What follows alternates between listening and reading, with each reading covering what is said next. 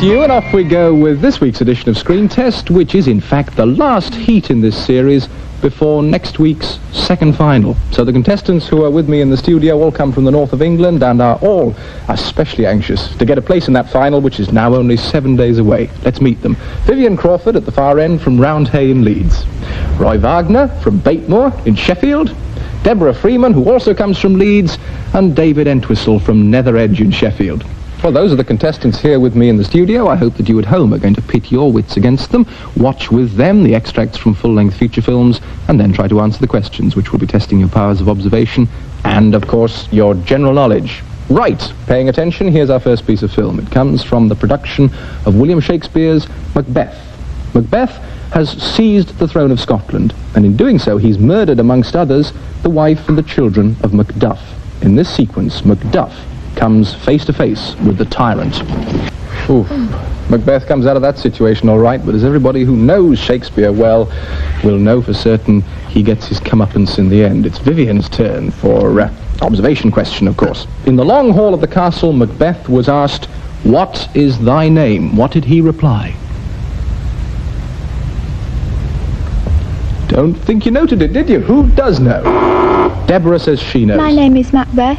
Well, he did, but he said something before it. For a bonus, I think you ought to get it all. Never mind, what he said was, "Thou'lt be afraid to hear it." Stirring stuff. Roy's turn. What were the markings on the first shield that we saw? The shield that Macduff himself was carrying. A boar? No, it wasn't a boar. Deborah again says she knows. Stars. And? I don't know. Oh, I wonder if I can give you a bonus for being so close to both of them. I don't think I can. It was 3 stars and a heart. Never mind, you're trying hard. Here's your question. Where is the Royal Shakespeare Theatre?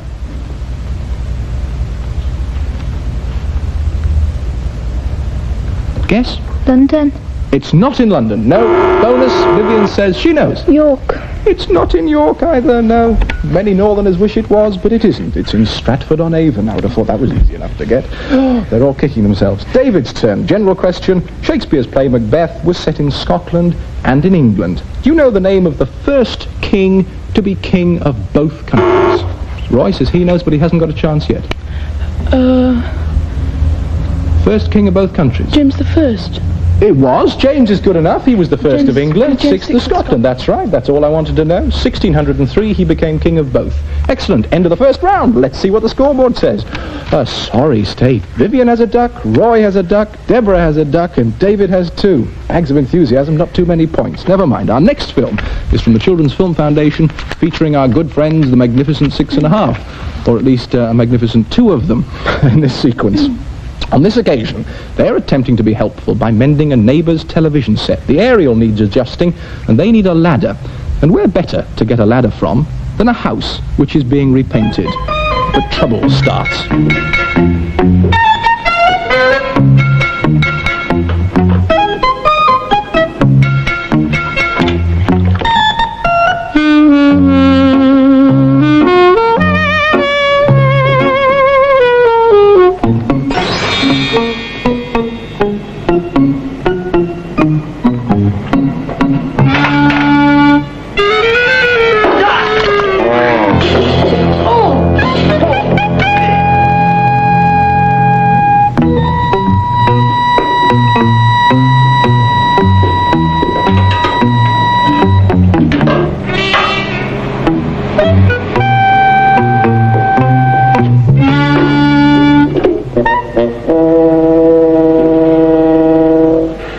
You said you knew all about electronics. Well, I've turned it every which way and it hasn't made any difference. I can't understand it.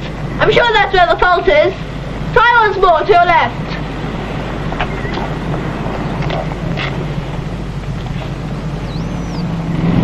More!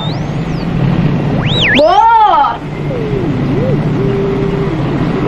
More! If I do it any more, I'll fall out! Oh! I told you.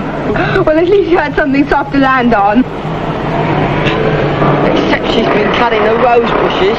Oh, do stop complaining. The aerial's fixed, isn't it? Is it? The picture's perfect. Now we better get this ladder back.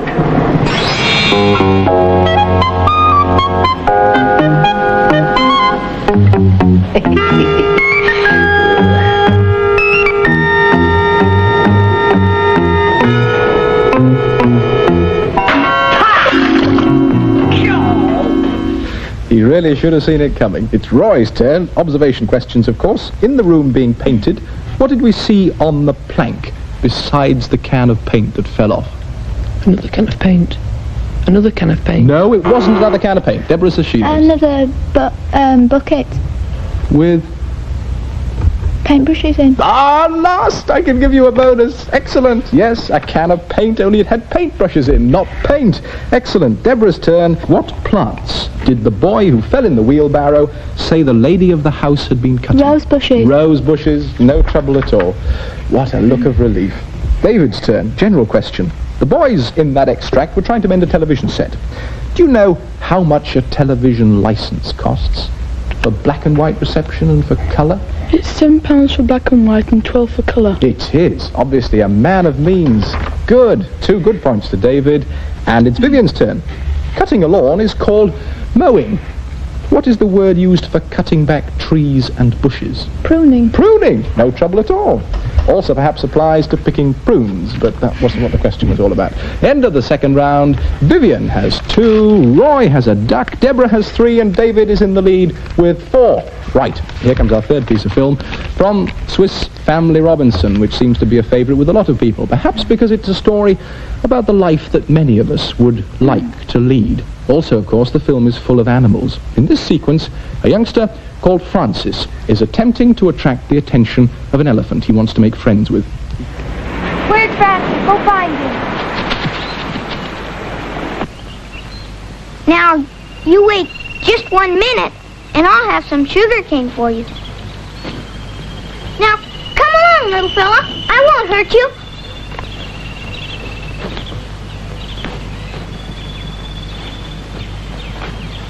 Now, just let me fix this.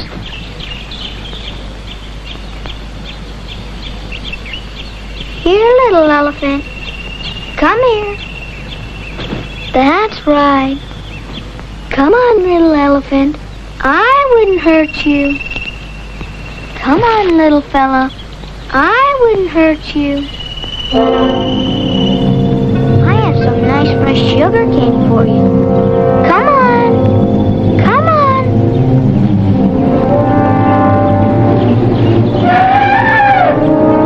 Come on. Come on. Just a little closer. That's right.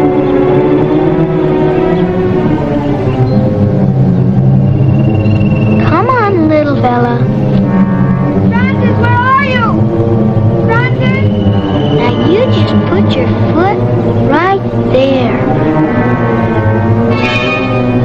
Come on, little elephant. A little closer. Just a little bit closer. Right.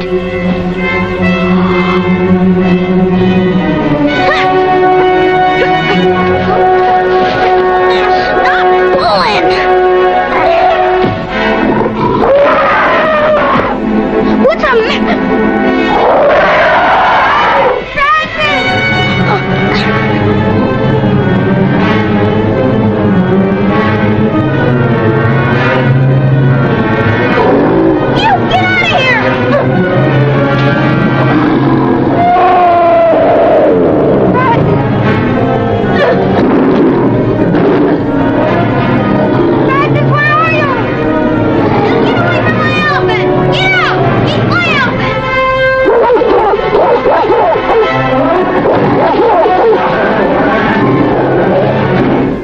Trouble for Swiss Family Robinson. Let's see what Deborah noticed in all that. The boy in the clip was trying to persuade the elephant to come nearer to him so that he could catch him. What was he tempting the elephant with? Sugar cane. Sugar cane. He was. Yes. No trouble there. David's turn. Which of the elephant's feet was caught in the noose? The one on the left side at the back. Oh,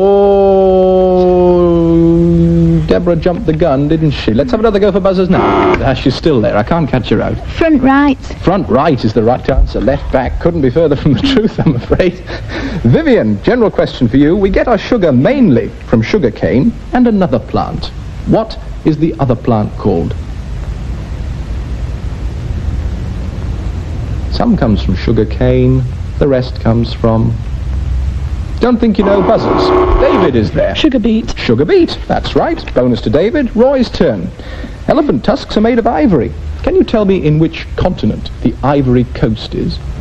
Africa. Africa. No trouble at all. It's a small country in West Africa. Excellent. Let's have a look at the scoreboard at the end of the third round. Vivian and Roy have 2. Deborah has taken a slight lead with 6, and David has 5. It's getting very exciting. So let's, at this point in the programme, as usual, take a break from the scoreboard and go behind the scenes in the film industry. This week we're going to look at something which today is taken for granted, but which, when it was introduced, revolutionised the film business. It turned movies into talkies. This week we're going to look at, or perhaps listen to, the way that soundtracks are built up in the film industry. It's a complicated subject, and we're going to start by examining the work of the sound recordist and the contribution that the editor makes. Stand quiet, please. Here we go. Stand over. Sound running. 155, clip 1. Action.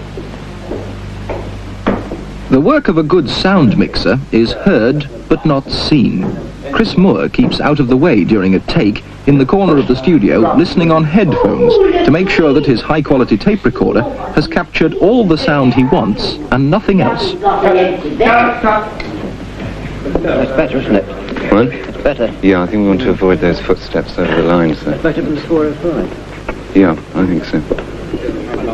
While Frankie Howard and director Bob Kellett talk about the next shot, Generally, Chris and another assistant discuss how best to get the microphone as near as possible to the actors without it being seen by the camera. One of the biggest problems is to prevent the mic casting shadows on the actors' faces. Yeah, bomb down. Stay down. Stay in the dialogue position. Yeah. Johnny, can you rig up the other 10,001 on a stick and run a cable across to the stairs, okay, by the chaise lounge, okay? When the camera is running, it feeds an electronic signal to Chris's tape recorder. This signal is recorded on the edge of the tape and will be used later to match together exactly the picture and the words. Sound running. 155, take 2. Background action. Action. Good afternoon. At the end of each day, all the tapes go to the transfer rooms. Chris has made a note of all the takes the director wants to use in the finished film, and on this special machine, the transfer engineer plays through the tapes. The machine listens to the camera's electronic signal, and as long as the wave on this screen stands still, the engineer knows that the tape is running at exactly the right speed. At the same time, he re-records the sound onto this film track. It looks just like film, with sprocket holes down the edge, but instead of a picture, it has a brown magnetic band down the middle. Everything is so automatic that if the tape shows any sign of running at the wrong speed, the machine gives the engineer a shout.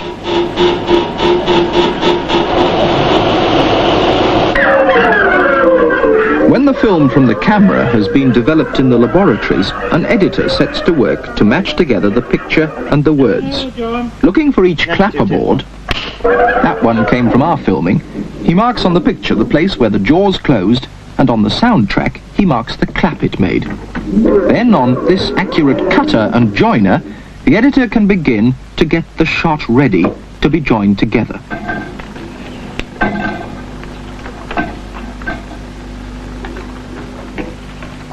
He carefully writes the number of each shot on the film to make it easy to recognize. He has to cut the soundtrack to match the picture. He then trims up the next shot. The joins are all made with an especially strong adhesive tape. When the joiner closes, it automatically cuts off the excess tape. The synchronized or matched shots are now passed on to the film editor. We got a nice day for it, haven't we? There is nobody free. Nonsense, madame. Of course somebody free. Come here.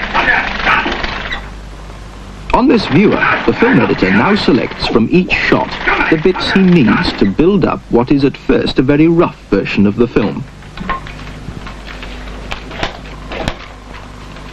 He works from a copy of the film's script. This tells him where every bit of speech is supposed to fit, and rather like a huge jigsaw puzzle with numbered pieces, the shape of the pictures and the words begins to emerge. Because there may easily be adjustments to make later on, every frame of picture and sound, even the waste bits, have to be kept. The editor carefully hangs up every little bit he cuts off.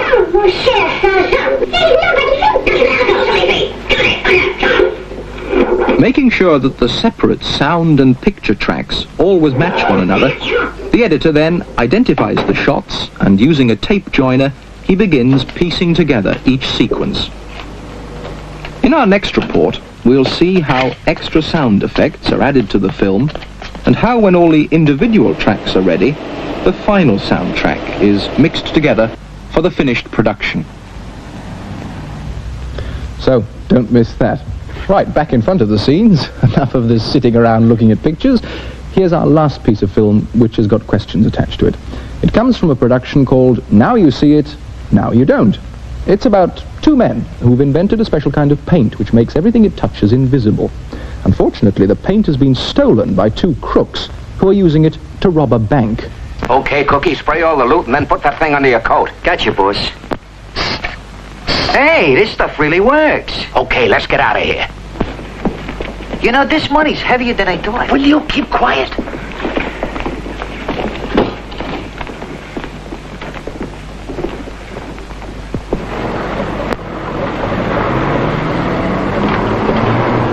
Come on, they're getting away!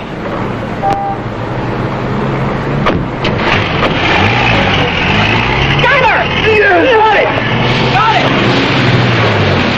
What in the world is going on? Those are the wrong guys! We'll cut it off!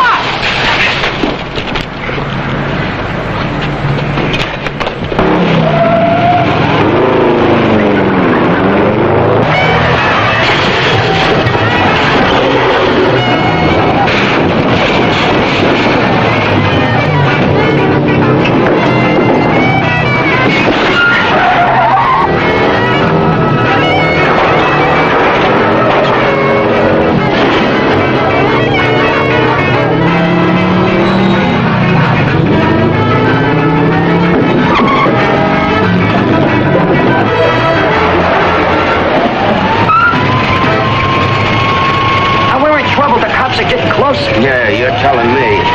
I got it. Spray the car invisible. Boss, you're a genius. Yeah. Well, will you hurry up? We haven't got all day. Yeah. Oh, there's no cop on earth could touch us now.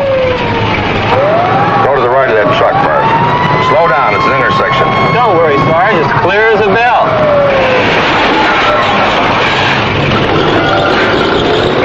Car. How could he hit us? Because he didn't see us. Now, come on, let's get out of here.